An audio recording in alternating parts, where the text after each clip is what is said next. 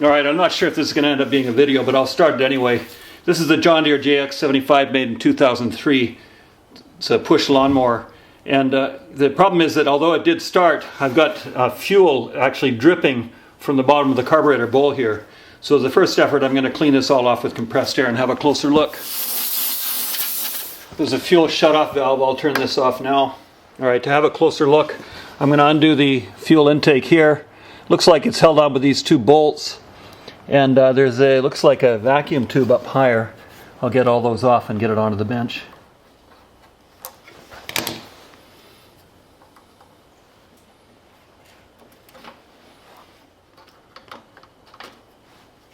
These two little bolts are 10 millimeter.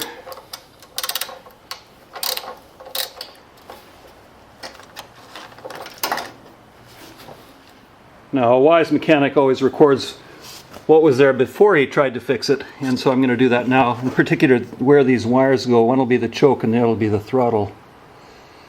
Let's just look closely. You can see there's a little spring wire in the back of that one.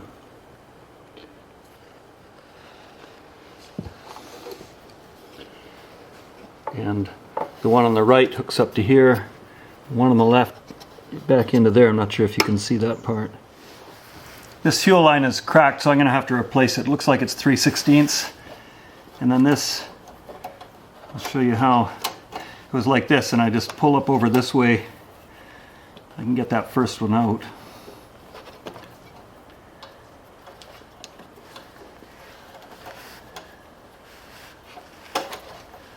There's that first one. The right-hand one going to right there. And the left-hand one should come easy now.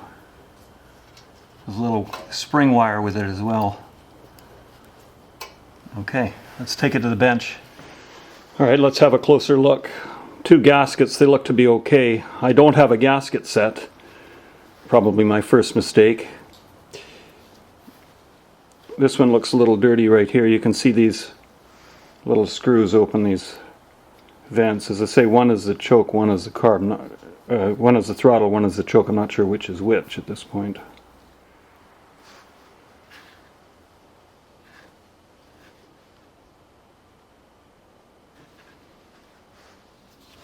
I've torn this gasket, so we're going to have to get a replacement.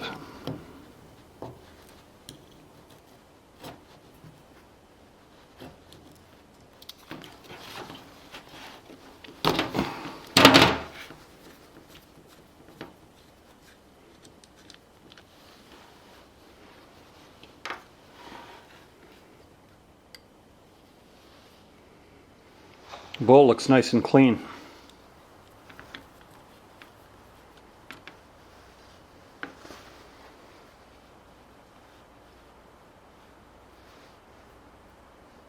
Yeah, it looks like it's been pinched sideways as well. Okay, hold on for a second. Let's think about this. If you had a leak at that upper bowl gasket, would you get fuel leaking out normally? Well, the answer is no. If anything, you get air sucked in by manifold vacuum. Let's think about how that mechanism works. The float inside the bowl maintains a fuel air level, and that's below the level of that gasket. And so you've got air above it. Fuel's not going to leak out of that unless there's some other problem. It could be a problem in the pintle that allows fuel entry into the bowl, or it could be a problem with the float itself. If the float was cracked and it was sinking down below the level of fluid. So if you've got fuel leaking out of that gasket, you've got a problem. Now, fuel overflow in a carb bowl can be a big deal. Depending on the design of the system, if fuel overflows, it can get its way into the intake manifold. And from there, it can make its way through an open valve into a cylinder. If you've got a big volume of fluid, it can hydrolock the cylinder and kill the engine. Or a low volume can leak past the rings and into the oil and contaminate your oil, flooding your oil. So it's a big deal. This is the bowl drain screw. You can see it's closed. And when I loosen this off, it opens up. So I didn't accidentally leave this thing open. Sometimes I drain the bowl when I winterize a lawnmower, but this one is fine. Now let's take the float off.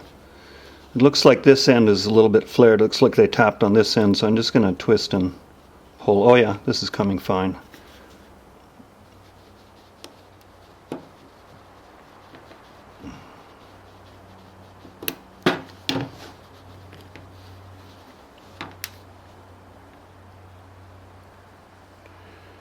And you can see the pintle is just held by those two little wires.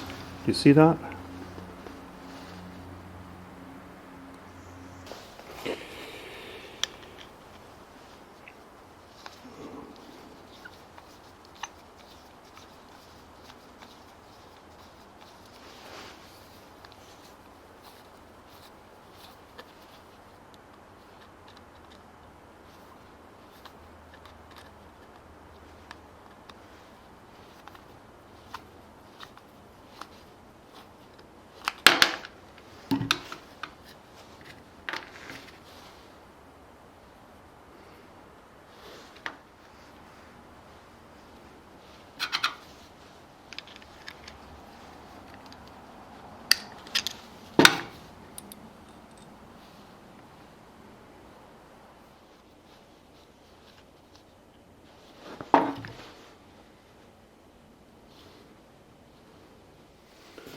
From here, we're going to use some carb cleaner.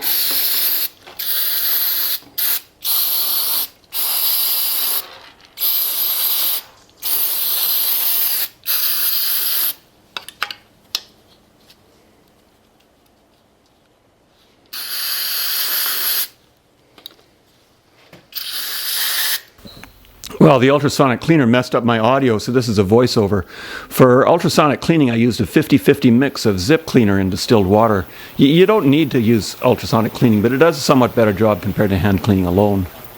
Well, after ultrasonic cleaning, I rinsed it again with some carb cleaner, and I've dried it off now.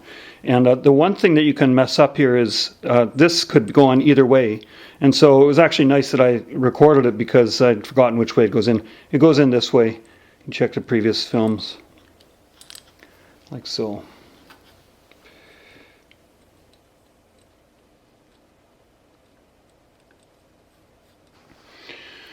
Now, I didn't get it on film, but a moment ago I checked the buoyancy of this in water, and it's still buoyant, and so it wasn't a problem with the float getting filled up with fluid.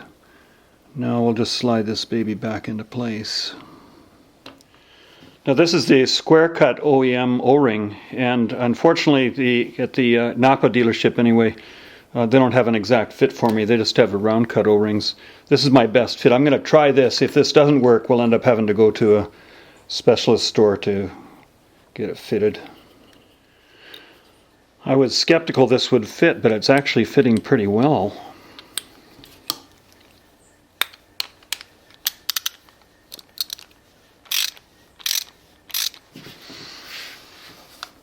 This is arguably not worth my time, but I don't want to wait for a specialty seal kit, so I'm cutting my own paper gaskets.